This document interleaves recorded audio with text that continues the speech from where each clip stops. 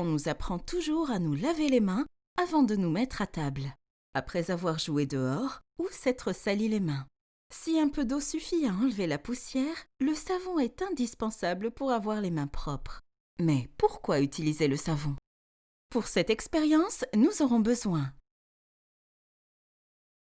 d'huile alimentaire, d'eau, d'une baguette en bois, d'un verre, de savon liquide.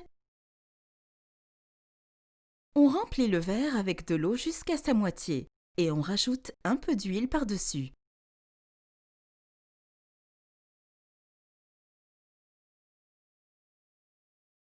On remue le tout à l'aide de la baguette en bois. Qu'observons-nous?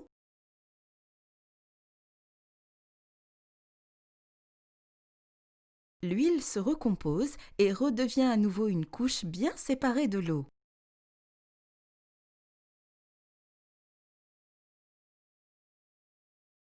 Cette fois, on ajoute du savon liquide dans le verre et on remue à nouveau l'ensemble.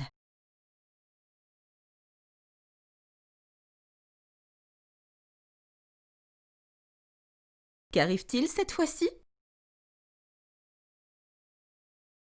Le savon a permis à l'huile de se séparer des bulles qui ne se réunissent plus.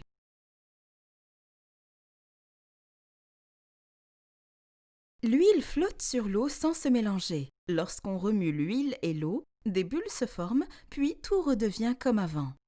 Cependant, quand on rajoute du savon et on remue cette fois le tout, les petites bulles qui se forment restent en suspension dans l'eau.